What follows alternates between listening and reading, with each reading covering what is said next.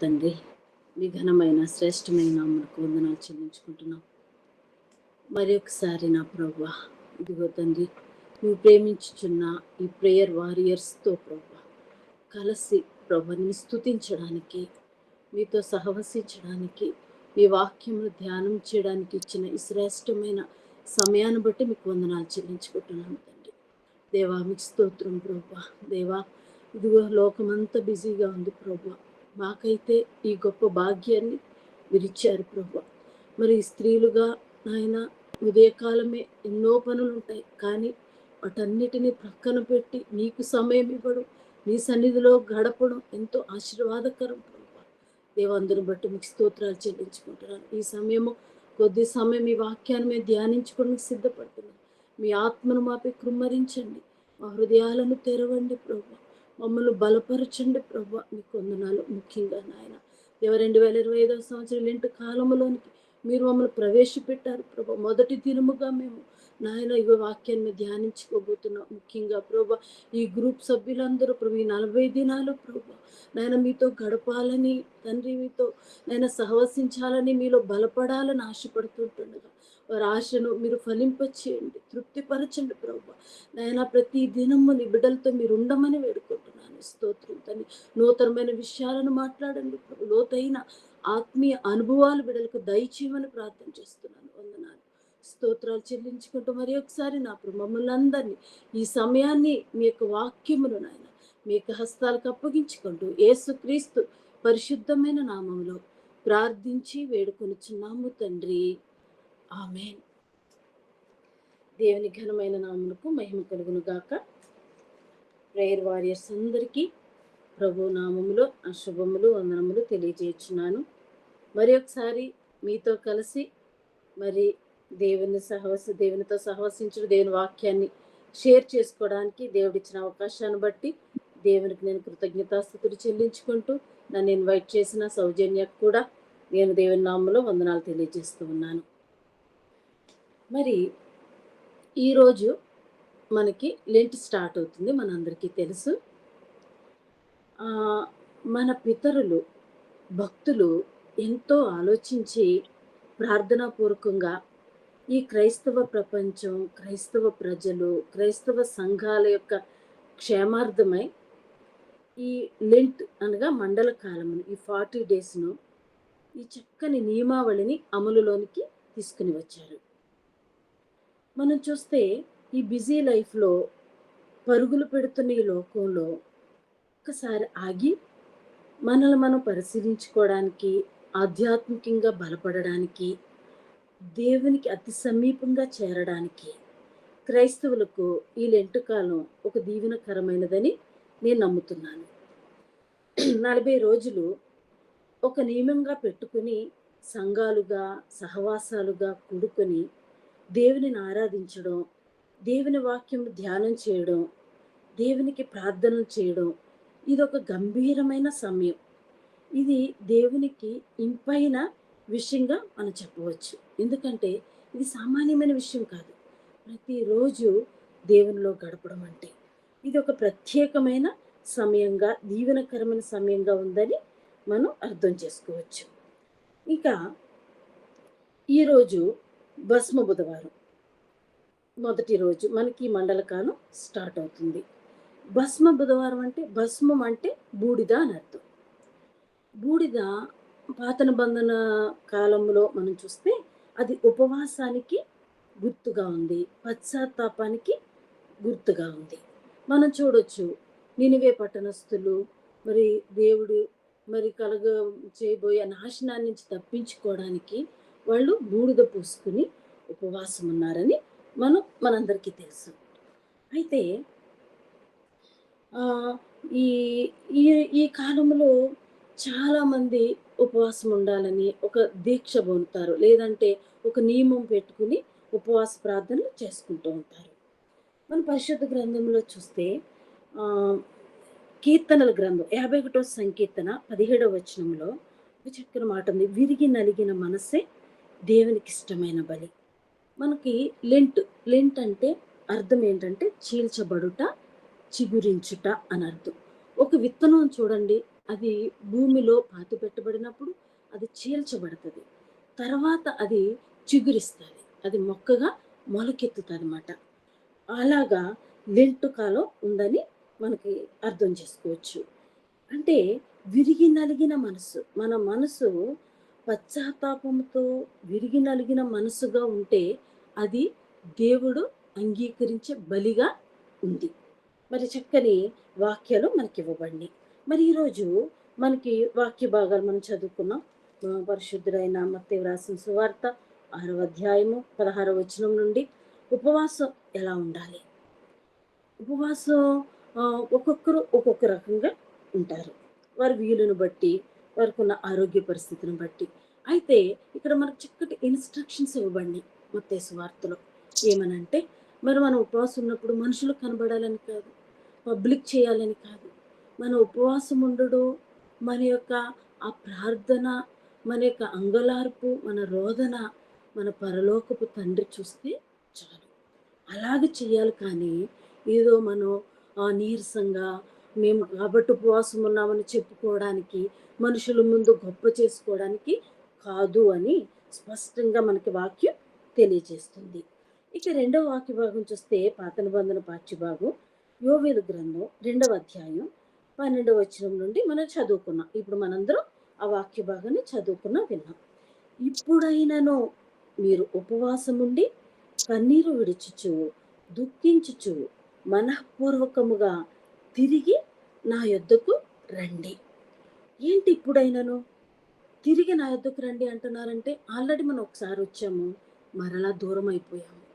మరలా ఏయో పరిస్థితులు, ఈ లోకంలో మన కుటుంబ బాధ్యతలు, బరువు బాధ్యతలు, భారాలు, ఇవన్నీ ఈ లోకంలో మనం ఐహిక విచారాలు, వీటన్నిటిలో మునిగిపోయి చాలాసార్లు మనం దేవునికి దూరం అయిపోతూ ఉంటాం.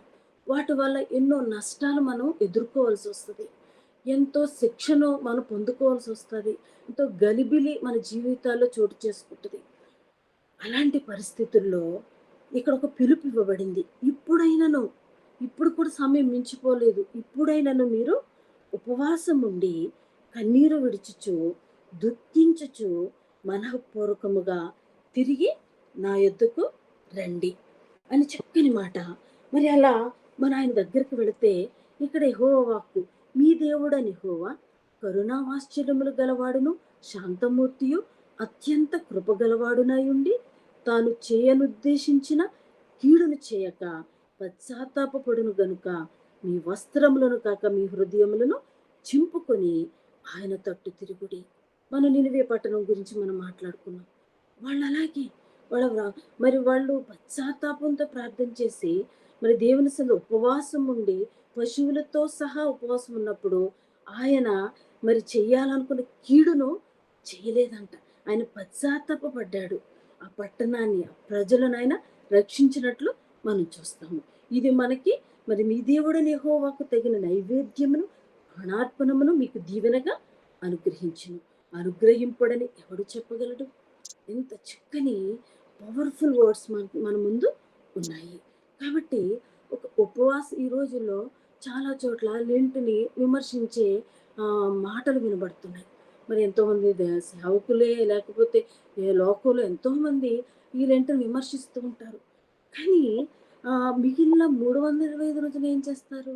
మీకు ఈ ఈ 40 రోజులేనా ఉపవాసం? ఈ 40 రోజులేనా దేవునితో సహవసించడం అంటారు. కానీ నేనంటాను, ఉపవాస దినాన్ని మనం ప్రతిష్ఠించుకోకపోతే, ఆ పిలుపునివ్వకపోతే మనం ఎలాగ ఒక చోట చేరగలం? ఎలాగ ప్రార్థించగలం కదా? మన జీవితాలలో మరి యెహోషాపాతు రాజు తన కష్టం కలిగినప్పుడు, శత్రువుల మీదకి వస్తున్నప్పుడు ఏమి చేయాలో తోచక దేవుని ఆశ్రయించాడు, ఉపవాస దినాన్ని ప్రకటించాడు, ప్రజలందరికీ పిలుపునిచ్చాడు. మరి వారందరూ కలిసి ఉపవాసం ఉండి దేవునికి మొర్ర పెట్టినప్పుడు శత్రువుల మీద గొప్ప జయాన్ని దేవుడు యెహోషాపాతు రాజుకి అనుగ్రహించడం. అవన్నీ మనకు తెలిసిన విషయాలే, ఎన్నోసారి మనం ధ్యానం చేసుకున్న విషయాలే. ఇక్కడ మరి లెంట్ అంటే చేర్చబడుట, చిగురించట. మీ హృదయంలోని చింపుకుని ఆయన తట్టు తిరుగుడి. విరిగి నలిగిన మనసుతో దేవుని సన్నిధికి మనం రావాలంట. ఇది అలవాటుగా, నామక, ఆచారంగా మనం చేయకూడదండి. ఈ రోజుల్లో మరి ఆ కామెంట్స్ మనకొస్తున్నాయంటే నిజంగా చాలా చోట్ల ఆచారంగా జరిగిపోతుంది. ఎంతోమందికి భారం లేదు. వెళ్ళామా, వచ్చామా, జరిపించామా లేదా, మేము ముందుకెళ్ళి వాక్యం చెప్పామా లేదా, ఇదే చూసుకుంటున్నారు కానీ లోతైన పశ్చాత్తాపాన్ని, ఆ విరిగి నలిగిన మనస్సును వారు పొందుకోవట్లేదు. అలాంటి రోజుల్లో మనం ఉన్నాము. మనం అలాంటి పరిస్థితుల్లో మనం ఉండకుండా జాగ్రత్త పడాలి. మరి యాకోబు పత్రికలో 5వ అధ్యాయం 16వ వచనంలో చక్కని మాట ఉంది. నీతిమంతుని విజ్ఞాపన మనఃపూర్వకమైనదై బహు బలము కలదై ఉండను. అక్కడ మరి ఏలియా గురించి ప్రస్తావించబడింది. ఏమంటే ఏలియా మనలాంటి స్వభావం కలిగిన వాడే. కానీ ఏలియా ప్రార్థిస్తే 3.5 సంవత్సరాలు మరి భూమి మీద వర్షం కురవలేదు. మరలా ప్రార్థించినప్పుడు ఆకాశం వర్షించింది. ఎంత ఆసక్తితో, అక్కడ చక్కని మాట ఉంటుంది, ఏలియా ఆసక్తితో ప్రార్థించాడంట. ఆసక్తితో చేసిన ప్రార్థన ఎప్పుడు వ్యర్థం కాదండి. మన జీవితంలో దాని ప్రతిఫలాన్ని మనం అద్భుతంగా పొందుకుంటాం. మరి అలాంటి మరి గొప్ప జవాబులు, విజయాలు మనం దేవుని సన్నిధికి వచ్చినప్పుడు, అలా ప్రార్థించినప్పుడు మనం పొందుకోగలుగుతాం. ఇంకా మార్కు సువార్త 9వ అధ్యాయం 29వ వచనంలో యేసు ప్రభువారు శిష్యులతో అంటారు కదా, శిష్యులు అంటారు, ఎందుకు ప్రభువా మేమెందుకు వదలగొట్టలేకపోయాం దెయ్యాన్ని, మా వల్ల ఎందుకు కాలేదు అని అడిగితే యేసు ప్రభువారు అంటారు, ఇది ప్రార్థన వలననే, ఆ ఫుట్ నోట్లో ఉంటుంది, ఉపవాసము వలననే ఇది సాధ్యము అంతే అని యేసు ప్రభువారు చెప్తున్నారు. ప్రార్థన వల్ల కదా, ఉపవాసం వలన. ఒక్కొక్కసారి మన జీవితాల్లోకి, మన హృదయంలోనికి లోకం ప్రవేశించేస్తుంది. అప్పుడు మన ప్రార్థన పట్టు తగ్గిపోద్ది. అందుకే మనల్ని మనం కంట్రోల్ చేసుకోవడానికి మనకు ఉపవాస దినము చాలా అవసరం. ఉపవాసంలో ప్రార్థించడం చాలా అవసరం. మన శరీరాన్ని నలుగగొట్టుకోవడం చాలా అవసరం. మరి ఆహారం మానివేసి మరి ప్రార్థన చేయడం అంటే మనం మన కంట్రోల్లోకి రాగలుగుతాం. అప్పుడు మనల్ని మన దేవునికి లోపరుచుకోగలుగుతాం అన్నమాట. అందుకు యేసు ప్రభువు చక్కని ఉదాహరణ మరి ఆ శిష్యులకి చెప్పారు. అయితే మరి ఈ లెంట్ కాలంలో మరి మనం అనుకున్నట్లుగానే చాలామంది మరి ఉపవాసం ఉండి, ఎవరి వీలుని బట్టి వాళ్ళు ఉపవాసం ఉంటారు. కొంతమంది ఆరోగ్యం సహకరించకపోతే మరి లిక్విడ్స్ తీసుకుంటూ, టిఫిన్స్ తీసుకుంటూ ఉంటారు. కొంతమంది ఫుల్ ఉంటారు, కొంతమంది హాఫ్ డే ఉంటారు. మరి కొంతమంది అసలు ఉండలేరు. ఎందుకంటే వారి ఆరోగ్య పరిస్థితి. అలాంటప్పుడు మనం ఏం దిగులు చెందక్కర్లేదు. మనం లిమిట్‌గా, మితంగా ఆహారం తీసుకుంటూ మనం ప్రార్థన చేయొచ్చు దేవుని సన్నిధిలో పట్టుదలగా. ఉపవాస ప్రార్థనలో మనకేమేం కనబడతాయండి? పట్టుదల, భారము, కన్నీరు, పశ్చాత్తాపం, ఏకాగ్రత, ఇవన్నీ మనం సంతరించుకోగలుగుతాం ఉపవాస ప్రార్థనలో. మరి ఇంకా ఉపవాసం ఆహ్, చేసేటప్పుడు మనం ఏం చేయాలి? మనం ఆలోచించేస్తే ఆ దినాలలో ఆ కాసేపు ప్రార్థనలో గడిపి, ఆ మిగిలిన టైంలో లోకంలోకి వెళ్ళిపోయే పరిస్థితులు చాలా ఉంటాయి.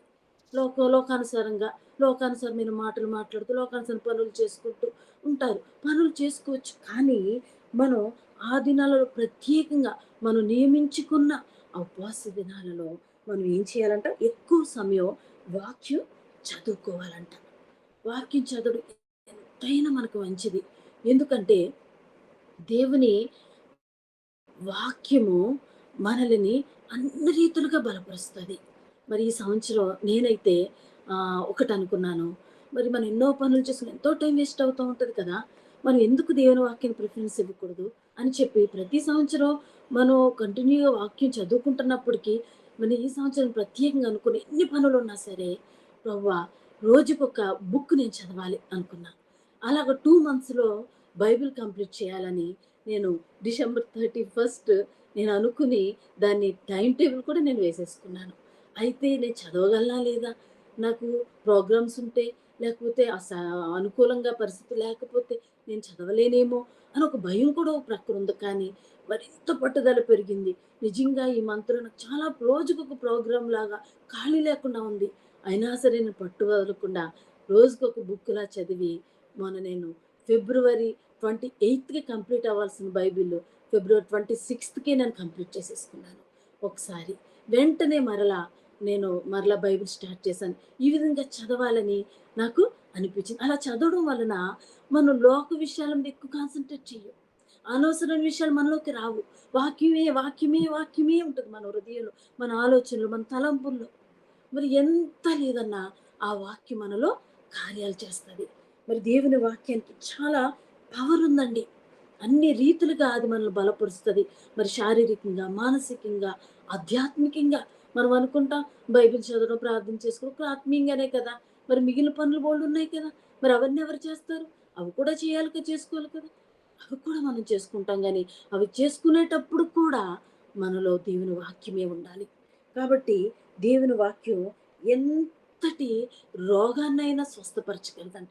అంత శక్తి దేవుని వాక్యానికి ఉంది. మనం లాస్ట్ టైము మరి ఇంటిగ్రిటీ యథార్థత గురించి చెప్పుకున్నప్పుడు మనం దీని గురించి చెప్పుకున్నాం. ఇంక రెండవది మన వ్యక్తిగత ప్రార్థనలో దేవునితో గడుపుట ఎంతైనా మంచిదంట. వ్యక్తిగతంగా దేవునితో ఆ యొక్క సహవాసన సంబంధాన్ని మనం ఏర్పాటు చేసుకోవాలి. దేవునితో మరి ఎక్కువగా గడపాలి. హానోకు దేవునితో నడిచాడు కదండీ! ఆ భాగం నాకు చాలా ఇష్టం. ఎలా నడుచుంటాడు అని ఆలోచన చేస్తా ఉంటాను. నడుస్తూ, మాట్లాడుతూ, ముచ్చటిస్తూ, ఎన్నో విషయాలు దేవుని నుంచి వింటూ, ఎన్నో మరి డౌట్స్ అడుగుతూ, క్లియర్ చేసుకుంటూ అలా నడుచుంటాడేమో హానోకు కదా! ఎంత సంతోషం. ఆయన ప్రక్కనుండి ఆయనతో నడుస్తుంటే, ఆయనతో మాట్లాడుతూ ఉంటే, ఇంక ఈ లోకంలో మరి ఎన్నో కష్టాలు, బాధలు, సమస్యలు, మరి కుటుంబ భారాలు, బాధ్యతలుంటాయి. అవన్నీ తొలగిపోతాయండి నిజంగా. హానోకు అలాగే నడుస్తూ, నడుస్తూ ఏం చేశాడండి? అతడు మరణించకుండానే దేవునితో కొనుపోబడ్డాడు. ఎంత ఆధిక్యత, ఎంత సన్నిహిత సంబంధం దేవునితో ఏర్పాటు చేసుకున్నాడు కదండీ!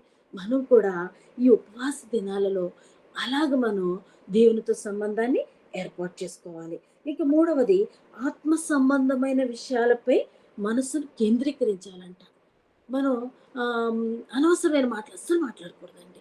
ఇంకా ఆత్మ సంబంధం దేవుని విషయాలే, దేవుని వాక్యమే, సాక్ష్యాలుంటే సాక్ష్యాలు, దేవుడు చేసిన కార్యాలు ఇవే ఇతరులతో మనం పంచుకోవాలి. ఒకవేళ లోకానుసారమైన మాటలొస్తే అక్కడ మనం బ్రేక్ చేయాలి. మనం అక్కడి నుంచి వెళ్ళిపోవాలి మనం. వాటికి అవకాశం ఇవ్వకూడదు. అలాగా మనం మెయింటైన్ చేసుకోవాలన్నమాట. ఇంకా పరిశుద్ధాత్ముడు మనతో ఏం మాట్లాడుతున్నాడు? అది మనం గ్రహించగలగాలి. ఒక్కొక్కసారి దేవుడు మనతో మాట్లాడతాడు. పరిశుద్ధాత్ముడు మాట్లాడతాడు. కానీ మనం గ్రహించలేకపోతాం. ఎందుకంటే ఈ లోకానుసారమైనవి అడ్డం వచ్చేస్తాయి. కానీ మనం అవకాశం పరిశుద్ధాత్మ దేవునికి మనం ఇవ్వాలి. ఆయన మనతో ఏం మాట్లాడతాడు? ఏం సూచిస్తున్నాడు? మనం ఎలా జీవించాలని ఆయన ఆశపడుతున్నాడు? మన జీవితంలో ఏ కార్యాలు చేయబోతున్నాడు? అది మనం గ్రహించుకోగలగాలన్నమాట. మరి మనం ఏం చేయాలి ఉపవాస దినాలలో, ఈ దినాలలో అని చూసుకున్నాం. ఇప్పుడు ఎందుకు చేయాలి? ఎందుకు మనం ఇంత ప్రయాసపడాలి? అవసరమా? టైం వేస్ట్ ఏమో అని అనిపించొచ్చు ఒక్కొక్కసారి. సాతానుడు అలాంటి ఆలోచనలిస్తాడు. కానీ మనం ఎందుకు చేయాలంటే అల్ప విశ్వాసాన్ని అధిగమించడానికి.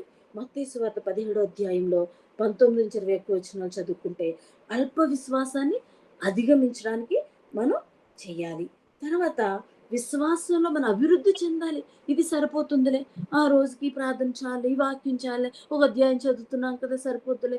ప్రార్థనకెళ్ళొచ్చేసాం కదా! ఇంక రిలాక్స్ అయిపోదాం అనుకోకూడదు. మన విశ్వాసమందు అభివృద్ధి చెందాలంటే దాని కొరకు మనం చేయాలి. తర్వాత ఇంక మన విశ్వాసం నిలకడగా ఉండడానికి చేయాలి. విశ్వాసమందు నిలకడగా ఉండడానికి. తర్వాత పరిశుద్ధంగా, నీతిగా జీవించడానికి మనం చేయాలంట. ఇంకా మనలో మరి 3 రకాలైన పాపాలు, 3 రకాలుగా విభజించబడ్డాయి. ఇక్కడ యోహాను సువార్త 2 అధ్యాయం 16 వచనంలో శరీరాశ, నేత్రాశ, జీవపు డంబము వీటిని జయించడానికి ఉపవాస ప్రార్థన చాలా అవసరంగా ఉంది. ఈరోజు నేను ఒక క్యారెక్టర్ మనకి ఈ దినాలలో ఎంతో ప్రోత్సాహకరంగా ఉండే ఒక క్యారెక్టర్‌ని మీ ముందుకు తీసుకురావాలని నేను ఆశపడుతున్నాను.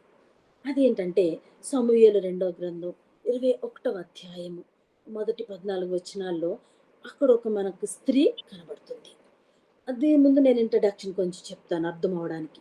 యెహోషువ కాలంలో ఇశ్రాయేలీయులు సౌలు రాజు పరిపాలిస్తున్న కాలంలో ఇశ్రాయేలీయులు గిబియోనీయులతో ఒక సంధి షరతులను చేసుకున్నారంట.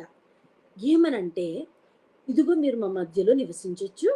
మేము మిమ్మల్ని ఏమి మీకు హాని చేయము అని సౌలు రాజు ఇశ్రాయేలీయులు గిబియోనీయులతో ఒక నిబంధన చేసుకున్నారు. ఒక సంధిని కుదుర్చుకున్నారన్నమాట. అయితే సౌలు రాజు ఏం చేశాడంటే, ఆ యొక్క సంధిని లేకపోతే ఆ నియమాన్ని మీరి గిబియోనీయులను హతం చేశాడు. అది దేవుని దృష్టికి వెళ్ళింది. దాని ఫలితంగా సౌలు రాజు మరణించేశాడు. సౌలు రాజు కుమారుడు జోనాతాన్ కూడా మరణించాడు. తర్వాత దావీదు రాజు రాజయ్యాడు. దావీదు. దావీదు రాజు కాలంలో ఇశ్రాయేలుల మీదకి 3 సంవత్సరాలు కరువు ఆ సౌలు రాజు చేసిన పనికి శిక్షగా వచ్చింది. దావీదుకి ఏం అర్థం కావట్లా.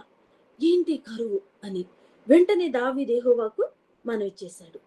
యెహోవా మరి దావీదుకి సెలవిచ్చారు ఏమనంటే, ఇదిగో ఇలా జరిగింది. మీరు కుదుర్చుకున్న ఆ నియమాన్ని, ఆ సంధిని మీరి, ఆ షరతులను మీరి మరి ఆ గిబియోనీయులను హతం చేయడం జరిగింది. అది తప్పు కదా! అని చెప్పి ఆహ్, దేవుడు దావీదుకి ఏం చెప్పారంటే, "ఆ గిబియోనీయులను పిలిపించు. వారితో మాట్లాడు" అని చెప్పారు. వెంటనే దావీదు ఏం చేశాడంటే, గిబియోనీయులను పిలిపించాడు. పిలిపించి, మరి మీకు కలిగిన ఈ పరిస్థితిని బట్టి దోష నివృత్తికై మీరేమి చేయగోరుచున్నారని అడుగుతాడు. ఏం చేయాలి చెప్పండి? ఈ దోష నివృత్తి అవ్వడానికి మరి జరగకూడనిది జరిగింది కాబట్టి, ఈ కరువుకు అదే కారణం కాబట్టి ఏం చేయాలి చెప్పండంటే, ఆ గిబియోనీయులు అంటారు, "మాకు మీ ఆస్తులు, అంతస్తులు ఏమి మాకు అక్కర్లేదు. కానీ మాకు హాని చేయనుద్దేశించిన సౌలు కుమారులలో 7 మాకు అప్పగించమని వాళ్ళు కోరారంట. అంటే సౌలు వాళ్ళకి హాని తలపెట్టాడు. అందుకోసం ఆ గిబియోనీయులు చాలా మంటగా ఉన్నారన్నమాట. ఇదిగో మాకు ఒకటి చెప్పి మాతో ఆ సమాధానాన్ని ఆ సంధిని ఏర్పాటు చేసుకుని మమ్ములను మాకిలా హాని చేస్తారా అని చెప్పి వాళ్ళు ఉంటే అప్పుడు వాళ్ళు 7 అడిగినప్పుడు వెంటనే దావీదు ఏం చేశాడంటే ఒక 7 సౌలు యొక్క సంతానంలో నుండి 7 కుమారుల్ని అప్పగించాడు. ఆ 7 ఎవరంటే ఇద్దరు సౌలు రాజు యొక్క ఉపపత్ని అయిన రిస్పా, ఇక్కడ మీకు చెప్పబోయే స్త్రీ రిస్పా. రిస్పా యొక్క కుమారులు అర్నోని, మెఫీబోషెతు అని 2 కుమారులను మరలా సౌలు రాజు యొక్క పెద్ద కుమార్తె మేరబు ఉంది చూడండి. మేరబు యొక్క 5 కుమారులను మొత్తం 7 అప్పగించడం జరిగింది. ఇక్కడ రిస్పా కుమారులిద్దరిని తీసుకెళ్ళి ఆ 7 గిబియోనీయులకి అప్పగించారు. గిబియోనీయులు వెంటనే ఏం చేశారంటే వాళ్ళని కొండ మీద గిబియా కొండ మీదకి తీసుకుని వెళ్ళి యెహోవా సన్నిధిని వారిని ఉరి తీశారంట. అక్కడికి వాళ్ళ యొక్క ఆ కక్ష లేకపోతే వాళ్ళ మీదున్న ఆ బాధ, వేదన వాళ్ళు ఎదుర్కొన్న ఆ పరిస్థితి మీద నెమ్మది పొందుకున్నారన్నమాట. అలా యెహోవా సన్నిధిని ఉరి తీశారు. ఈ విషయం ఇంట్లో ఉన్న రిస్పాకి తెలిసింది. రిస్పా ఒక గుర్తింపు లేని స్త్రీ. ఈమె అయ్యా కుమార్తె. ఈమె తండ్రి పేరు అయ్యా. అయ్యా పేరుకి అర్థం క్రూరమైన పక్షి అని అర్థం. ఈ రిస్పా అనే పేరుకి అర్థం వేడెక్కిన రాయి అని అర్థం. ఈ రిస్పా ఒక ఉపపత్నిగా ఉండడం వల్ల అది ఆమెకు పెద్ద గౌరవప్రదమైన స్థానం కాదు. పెద్ద గుర్తింపు ఆమెకి లేదు. ఎప్పుడూ ఒక ప్రక్కన ఒక మూలన ఉండడమే. అలాంటి స్త్రీ రిస్పాకి తనకు ఆధారంగా ఉన్న 2 కుమారులను మరి సౌలు చేసిన పని వలన మరి అక్కడ దోష నివృత్తికై తీసుకువెళ్ళి గిబియా కొండ మీద ఉరి తీయడం, ఆ వార్త వినగానే రిస్పా పరిస్థితికి తల్లిగా ఎంత వేదన, ఎంత బాధ అనుభవించుంటుందో మనం అర్థం చేసుకోగలమాట. వెంటనే ఆ బాధ, ఆ వేదన ఆమెలో చాలా ఎంతగా అంటే ఒక వేడెక్కిన పేరుకు తగినట్లుగా ఆమెలో ఒక వేడిని పుట్టించింది. ఏంటి అన్యాయం? ఎలా? నా జీవితం ఏంటి? ఇంకా నేను ఒక దిక్కులేని దాన్ని కదా! అని చాలా రోదన చేసింది. ఆ టైంలో ఇంట్లో కూర్చుని అలా ఏడుస్తూ కూర్చుంటే తనకి ఈరోజు మనం తన గురించి చెప్పుకునే వాళ్ళం కాదు. కానీ ఆమెకు పని చేసింది. అసలెందుకు ఇలా జరిగింది? కారణం ఏంటి? అని ఆ కారణాన్ని గుర్తించింది. ఏదో ఒకటి చెయ్యాలని ఒక నిర్ణయం చేసుకుంది. అంతే ఆలోచించుకుంది. నేనేదో ఒకటి చేస్తాను. నేను ఒక రాజు దగ్గరికెళ్ళి నేను విన్నవించుకునే పరిస్థితి నాకు లేదు.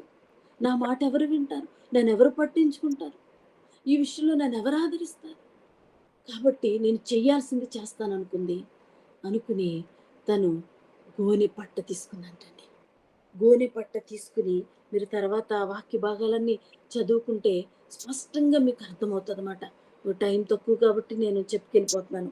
రిస్పా ఆ పరిస్థితుల్లో ఆమె ఒక ప్రక్క తన ఇద్దరు కుమారులను కోల్పోయింది. మరొక ప్రక్క దేశంలో కరువు ఏర్పడింది.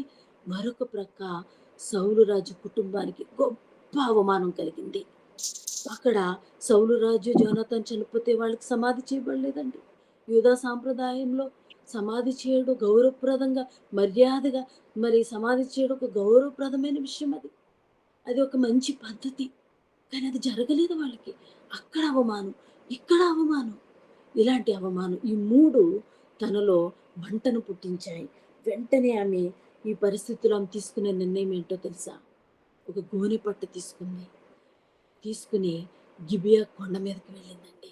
ఒక స్త్రీ, ఒక నార్మల్ ఒక స్త్రీ తను గిబియా కొండ మీదకి వెళ్ళి ఉరి తీసిన ఆ శవాల ముందు పరుచుకుందంట గోనెపట్ట. పరుచుకుని అక్కడ తన అంగలార్పు స్టార్ట్ చేసిందంటండి. ఇది మనం చూస్తే ఈ రిస్పాలో ఉన్న ధైర్యం, ఆ సాహసం మనకు కనబడుతున్నాయి కదండీ! ఆ తర్వాత ఆమె ఒక వేడెక్కిన రాయిగా అర్థం కలిగి ఉన్న ఆమె అదే తీవ్రతతో అక్కడ రోదన చేయడం ప్రారంభించింది.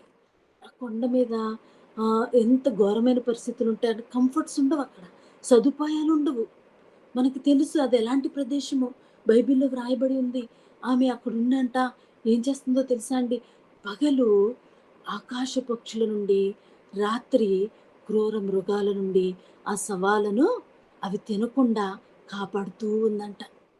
మరింత అవమానం కలగకుండా రేయింబవళ్ళు పగలు, రాత్రి కూడా అన్నపానాలు లేకుండా, నిద్రాహారాలు లేకుండా అలా తను మెలకువగా ఉండి, అంగలారుస్తూ, రోదిస్తూ, ఏడుస్తూ, దుఃఖం సలుపుతూ, దేవుని కనికరము కొరకు ఆమె అక్కడ ఉపవాసం ఉండి ఎదురు చూస్తూ ఉన్నట్టండి. ఇక్కడ మనకి రిస్పాలో ధైర్య సాహసాలు మనం చూస్తున్నాం. గోనె పట్ట దేని గుర్తో మనకు తెలుసు. ఉపవాసానికి, పశ్చాత్తాపానికి గుర్తుగా ఉంది. అయితే ఆమె సమూయేలు రెండో గ్రంథం 21 అధ్యాయం 10 వచనంలో ఈ మాట ఉంది. అయ్యా కుమార్తెయగు రిస్పా గోనె పట్ట తీసుకుని కొండపైన పరుచుకుని పగలు ఆకాశ పక్షులు వాటి మీద వాలకుండా రాత్రి అడవి మృగములు దగ్గరకు రాకుండా వాటిని కాచుచుండగా. ఇంత ధైర్యం ఎలా వచ్చిందని మనం ఆలోచించేస్తే ఇక్కడ రిస్పా యొక్క తండ్రి అయ్యా క్రూరమైన పక్షి అని అర్థం కదా. ఒక క్రూరమైన ఆ వాతావరణంలో ఒకళ్ళు పెరిగిందేమో ఈ రిస్పా అని మనం తలంచవచ్చు. అందుకే ఇంత ధైర్యమేమో. ఒకవేళ ఆ క్రూరత్వాన్ని ఆమె ఒక మంచిగా లేకపోతే ఆ యొక్క వాతావరణంలో పెరిగిన ఈమె దానిని ఒక మంచి విధానంలో ఉపయోగించుకుంటుంది. మంచి కొరకు ఉపయోగిస్తుంది. ఇక్కడ మనం చూడగలం. అయితే ఆమె రేయింబవళ్ళు అక్కడ అంగలారుస్తూ దేవుని కనికరం కొరకు కనిపెట్టడం మనం చూస్తున్నాం. ఆమెలో ఎంత పట్టుదల అంటే, ఒక రోజు చేయగలరు, 2 రోజులు చేయగలరు, 3 రోజులు చేయగలరు, లేదంటే 40 రోజులు చేయగలరేమో. కానీ ఈమె ఇంచుమించు కోతకాలము ఆరంభము నుండి మరలా వర్షాలు పడే వరకంటే ఇంచుమించు 3 నెలలు ఆమె నిద్రాహారాలు మాని పట్టుదలతో, వీడని పట్టుదలతో అక్కడ ఆమె కనిపెట్టడం మనం చూస్తున్నాం. భయంకరమైన ప్రదేశం అది. భయానకమైన ప్రదేశం.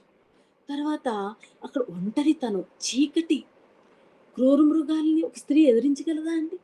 ఎలా ఎదిరించుంటది? మనకు అర్థం కాదసలు. ఆకాశ పక్షులంటే ఏదో చిన్న చిన్న పక్షులు కాదు. పెద్ద పెద్ద శవాలను పొడుచుకుని తినే పక్షులవి. మరి ఒక మనిషిని ఎత్తుకుపోగలిగేంత బలము కలిగిన పక్షులుంటాయి. అలాంటి పరిస్థితుల్లో ఆ స్త్రీ ఎలా ఎదుర్కొందో మనకి అర్థం కదా. అనుకున్న ధైర్యం, సాహసం, వీడని పట్టుదల అక్కడ మనకు కనబడుతుంది. 10వ వచనంలోనే కోతకాల ఆరంభం మొదలుకొని ఆకాశం నుండి వర్షం కురిచే వరకు ఆ కళేబరముల మీద కురియ వరకు అచ్చటనే ఉందంటండి. అక్కడి నుంచి అస్సలు తను డైవర్ట్ అవ్వలేదు. అమ్మో! ఈ పరిస్థితి నేను ఉండలేను, వెళ్ళిపోతాను చాలే, నా వల్ల కాదు అని విరమించుకోలేదు.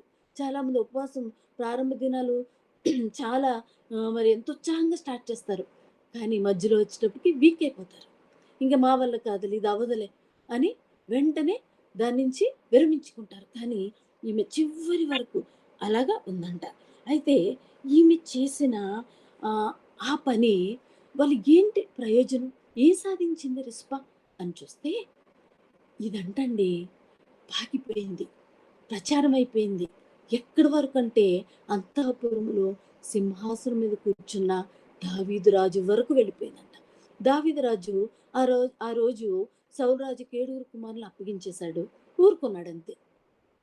కానీ ఆ తర్వాత రిస్పా చేసిన ఈ పని వలన, రిస్పా చేసిన అంగలార్పు వలన, ఉపవాస ప్రార్థన వలన, మరి ఆమె చూపించే ధైర్య సాహసాల వలన, ఆమె మరి వీడని పట్టుదల వలన, మరి ఈ యొక్క వార్త అంచెలంచెలుగా రాజు వరకు వెళ్ళిపోయిందండి. రాజుకి ఈ వార్త తెలిసింది. వెంటనే ఏంటి? ఏంటని పరిస్థితి మరి పరీక్షించాడు, పరిశీలించాడు. ఇమ్మీడియేట్‌గా నేను ఈ పని చేయాలి కదా అని ఒకటి పురమాయించాడు. ఏమనంటే సౌలు రాజు యొక్క ఎముకలు, తర్వాత జోనాతాను యొక్క ఎముకలు ఏబెష్గిలాద్ అనే ప్రాంతంలో మరి అక్కడ భద్రపరచబడి ఉన్నాయి. అక్కడి నుంచి వాటిని రప్పించాడు. అర్జెంట్‌గా వాటిని తీసుకురండి అన్నాడు. మరి ఆ కొండ మీద వ్రేలాడుతున్న ఆ శవాలును మరి కళేబరాలుగా అంటే స్కెలిటన్స్ లాగా మారిన వాటిని దింపించాడు.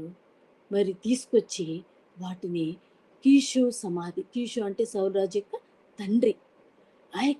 ఆ సమాధి దగ్గర మర్యాదపూర్వకంగా ఒక గౌరవప్రదంగా సమాధి చేయడం జరిగింది. మరి రిస్పా చేసిన ఆ యొక్క అంగలార్పుకు, తను చేసిన ఈ పనికి ఫలితం సాధించింది. ఆ రాజు యొక్క కుటుంబానికి అవమానం తొలగిపోయి గౌరవం ఏర్పడింది. తను మరి తను కనుకున్న కుమారులు ఇద్దరు అవమానకరంగా అలా ఉండిపోకుండా వాళ్ళు చక్కగా సమాధి చేయబడి ఒక గౌరవప్రదమైన విషయంగా అక్కడ మారిపోయింది. అంతటితో ఆగిపోయింది అనుకుంటున్నారా? రిస్పా చేసిన అంగలార్పు పరలోకమందున్న తండ్రికి చేరుకుంది. దేవునికి చేరుకుంది. ఆయన దాన్ని అంగీకరించాడు. మరి ఆయన వెంటనే మరి ఆ కరువుతో నిండిన ఆ దేశం మీద వర్షాన్ని కురిపించాడండి. వర్షం కురిసింది. మరి దేశ ప్రజలు కరువు నుంచి తప్పించబడ్డారు. రిస్పా చేసిన పని వలన ఎన్ని జరిగినాయి, ఎంత సమాధానం ఏర్పడింది, ఎంత ఫలితాన్ని సాధించింది, దేశాన్నే కదిలించింది, రాజునే కదిలించింది, దేవుణ్ణే కదిలించింది, రాజు కుటుంబానికి గౌరవాన్ని తీసుకొచ్చింది. ఇది చిన్న విషయం కాదండి. రిస్పా చేసిన ఆ పని వలన గొప్ప ఫలితాన్ని సాధించింది. దేశం నెమ్మది కలిగింది. దేశంలో కరువు తొలగిపోయి మరి వాళ్ళు ఎంతో మరి ఆకలితో అలమటిస్తూ నీళ్లు లేక ప్రజలు ఎంతోమంది చనిపోయి ఉంటారు కరువు కాలంలో. కానీ అలాంటి పరిస్థితులన్నీ తొలగిపోయి సుభిక్షంగా ఆ దేశం ఉండడానికి రిస్పా కారణమైందండి. రిస్పా గిబియా కొండ మీద నుంచి సాధించాను అని దేవునికి వందనాలు చెల్లిస్తూ మరి అక్కడి నుంచి తృప్తిగా దిగి వచ్చింది. మరి ఈరోజు రిస్పా మన ముందుకు వచ్చింది. మరి రిస్పా మనకి ఎంతో ప్రోత్సాహకరంగా ఉందని నేను నమ్ముతున్నాను. ప్రస్తుత దినాలు ఎలా ఉన్నాయో మనకు తెలుసండి. ఎలా ఉన్నాయి? మనం చుట్టూ ఎంతోమంది క్రైస్తవ వ్యతిరేకులు, మతోన్మాదులు చెలరేగిపోతున్నారు. క్రీస్తును దూషించేవాళ్ళు, క్రైస్తవులు హింసించేవాళ్ళు ఎంత భయంకరంగా ఉంటే కొన్ని వినలేకపోతున్నాం మనం, చూడలేకపోతున్నాం. మరి ఇలాంటి పరిస్థితుల్లో మరి ఎంతోమంది మన కళ్ళ ముందే ఆత్మీయంగా చచ్చిపోయిన సవాలుగా ఉన్న ఎంతోమంది యవ్వన బిడ్డలు, మన కుటుంబస్తులు, బంధువులు, మన ఇరుగు పొరుగు వారు ఉన్నారండి. ఆత్మీయంగా చచ్చిన వారుగా ఉన్నారు. ఎవరు వారిని బ్రతికిస్తారు? వారి పక్షాన ఎవరు ప్రార్థిస్తారు? రిస్పాకి ఏంటి సంబంధం? ఆ దేశం కోసం అంత పాటుపడాలా? మరి నిద్రాహారాలు మాని, మరి రేయింబవళ్ళు, ఆ క్రూర మృగాల మధ్యలో, ఆ భయానక ప్రదేశంలో, ఆ చీకటిలో, మరి ఏమాత్రము భద్రత లేని ఆ స్థానంలో 7 శవాలను చూస్తూ, వాటికి కాపలా కాస్తూ, ఎంత మరి ఆమె చేసిన పని తనకు అవసరమా? కానీ సాధించింది. మనం ప్రార్థిస్తే సాధించగలమండి. మన కుటుంబాలు రక్షించుకోగలం. మన కుటుంబాలు ఎంతమంది రక్షణ లేకుండా ఉన్నారు మనం చూసుకుందామా? లోకానుసారంగా ఉన్నారు. ఎంతోమంది యవ్వన బిడ్డలు నశించిపోతున్నారు. మన సంఘాలు ఎలా ఉన్నాయి? మరి మన చుట్టూ పరిస్థితులు ఎలా ఉన్నాయి? పట్టుదల, విశ్వాకున్న ఆ పట్టుదల, ధైర్య సాహసాలు మనం కూడా కనపరుద్దామా? అలా ప్రార్థన చేద్దామా? మన ఇంట్లోనే ఉండి కేవలం మన కుటుంబం, మన బిడ్డలు, మన పరిస్థితులు అంతవరకే ఆగిపోద్దండి. అడుగు బయట పెడదాం. అడుగు బయట పెట్టింది. కొండ మీదకెక్కింది. ప్రార్థించింది. మనం కూడా మన ప్రార్థనలు అడుగు బయట పెడదామండి. అడుగు బయట పెట్టడం అంటే రోడ్ల మీదకెళ్ళి ప్రార్థించడం అని కాదు. మన గదిలోనే ఉంటాం గానీ దేశమంతా తిరిగొస్తాం. ఆ పరిస్థితులన్నీ దేవుడి సన్నిధికి తీసుకొస్తాం. ఆ చచ్చిపోయిన సవాలుగా ఆత్మీయంగా చచ్చిపోయిన సవాలుగా ఉన్న వారిని దేవుని సన్నిధికి మోసుకొస్తాం ప్రార్థనలు. దేవునికి అప్పగించుకుంటాం. దేవుడు రక్షణ అనే వర్షాన్ని, ఆశీర్వాదం అనే వర్షాన్ని కురిపిస్తాడు. చచ్చిన వారిని బ్రతికిస్తాడండి. అద్భుతాలు మనం చూడగలుగుతాం. మన సంఘాలు, మన దేశం బాగుపడుతుంది. దేవుని కార్యాలు అద్భుతాలు జరుగుతాయి. అనేకమంది అలాంటి వారు మన ప్రార్థన వల్ల లేవాలండి. మరి అలాంటి ఒక నియమం చేసుకున్నాం. ఈ 40 రోజులు మన కుటుంబం వరకు మాత్రమే కాదు, మన గ్రూప్ వరకు మాత్రమే కాదు, అనేక మంది కొరకు ప్రార్థన చేయడానికి మనలను మనం సిద్ధపరుచుకుందాం. మనలను మనం ప్రోత్సాహపరుచుకుందాం. దేవునికి సమర్పించుకుందాం. ప్రభు మేము ఇలా అనుకుంటున్నామయ్యా. ఇదిగో ఇలాంటి వారి కొరకు ప్రార్థించాలనుకుంటున్నాం. మతోన్మాదుల కొరకు, దేవా నిన్ను ద్వేషించే వాళ్ళ కొరకు, నీ నామాన్ని అవమాన పాలు చేసే వాళ్ళ కొరకు మేము ప్రార్థన చేయాలనుకుంటాం. రక్షణ లేని మా బిడ్డల కొరకు ప్రార్థన చేయాలనుకున్న పాపములో మీరు కొట్టుమిట్టాడుతూ పాపంలో కొట్టుకుపోతున్న వారి కొరకు మేము ప్రార్థించాలనుకుంటున్నాం. మాకు సహాయం చేయవా? ఈ దినాలన్నిటిని మీ ప్రార్థనాత్మ మాపై కృమ్మరించవా అని మనం అడిగితే దేవుడే మనకు సహాయం చేస్తాడండి. మరి ఈ సమయంలో మరి మనందరం అలాంటి ఒక నిర్ణయం చేసుకుని ఇలాంటి దినాలన్నీ ప్రతి సంవత్సరం జరుగుతుంది. కానీ ఈ సంవత్సరం నూతనంగా ఉండాలి, క్రొత్తగా ఉండాలి. ఈ సంవత్సరం మనం మన దేవుడు చేసిన అద్భుతం చూడగలగాలి, ఒక ఎక్కగలగాలి. మనం ముందుకు వెళ్ళామని ఆ ఫీల్ మనకు రావాలి. ఈ సంవత్సరం చాలా ఆశ్చర్యకరంగా మరి మేము ఇలాంటి దినాలు చేసుకోగలిగామని ఒక తృప్తి మనకు ఉండాలి. లెంటు కాలాలు ముగిసేటప్పటికి ఆ తృప్తితో దేవుని మనం స్తుతించగలగాలి. అలా ఉండడానికి మనందరికీ పరిశుద్ధాత్మ దేవుడు సహాయం చేయనుగాక. ఆమేన్. చిన్న ప్రార్థన చేసుకుని రచించుకుందాం. పరిశుద్ధమైన మా ప్రియ పరలోకపు తండ్రి, మీకు వందనాలు. దేవా, ఇదిగో తండ్రి సంవత్సరం లెంటు కాలం మొదటి దినాన్ని ఈ విధంగా నిబిడలమైన మేమందరం చేరి నీ వైపు చూస్తూ ప్రభు, దేవా నీ మాటలు మేము ధ్యానం చేసుకున్నాం, ప్రార్థిస్తున్నాం ప్రభు. నేను మీ సహాయం మాకు కావాలి, మీ కనికరం మాకు కావాలయ్యా, మీ కృప మాకు కావాలి ప్రభు. మీరు మమ్మల్ని జ్ఞాపకం చేసుకోకపోతే, మీరు మమ్మల్ని దృష్టించకపోతే ప్రభు మేమేమి చేయలేం ప్రభు. మేమే పాటి వారం ప్రభు, అల్పులం ప్రభు, అంతలో కనబడి అంతలో మాయమైపోయేవారం ప్రభు. దేవా మీ జీవము కలిగిన ఆ యొక్క హస్తాలకు మమ్మల్ని అప్పగించుకుంటున్నాం.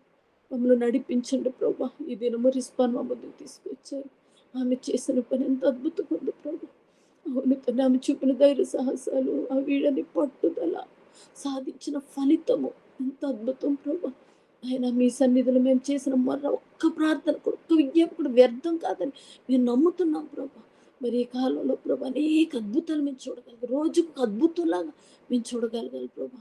మరి ఆ విధంగా ఇలాంటి కాలం అంతా కూడా మేము ఒక ఉపవాస దీక్షతో, ఆయన ఒక పట్టుదలతో మేము ప్రార్థించడానికి సహాయం చేయమని ఆయన మా యొక్క సంఘాలకు, మా కుటుంబం కొరకు, మా సంఘాల కొరకు, మా పట్టణం కొరకు, నాయన ఇదిగో తండ్రి మా యొక్క దేశం కొరకు, నేను మా ప్రియులైన వారి కొరకు మేము ప్రార్థించడానికి మమ్మల్ని సంవత్సరం సిద్ధపరచమని, ఈ మాటలు మా జీవితంలో ఫలింప చేయమని, దేవ ఈ గ్రూప్ ద్వారా మీ నామానికి మహిమ తెచ్చుకోమని, మరి ఒకసారి ఈ గ్రూప్లో అటెండ్ అయిన ప్రతి బిడ్డను ఆయన మీరు దీవించి ఆశీర్వదించండి, మీరు స్పర్శించండి ప్రభు.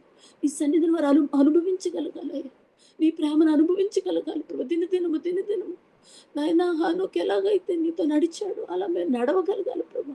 ఆ విధంగా ప్రతి ఒక్కరిని మీరు ధైర్యపరచమని, బలపరచమని, ఆశీర్వదించమని, ఈ గ్రూప్ నడిపిస్తున్న ప్రియ బిడ్డ సౌజన్యాన్ని కూడా వారు ఎంతగా బలంగా వాడుకోండి ప్రభు.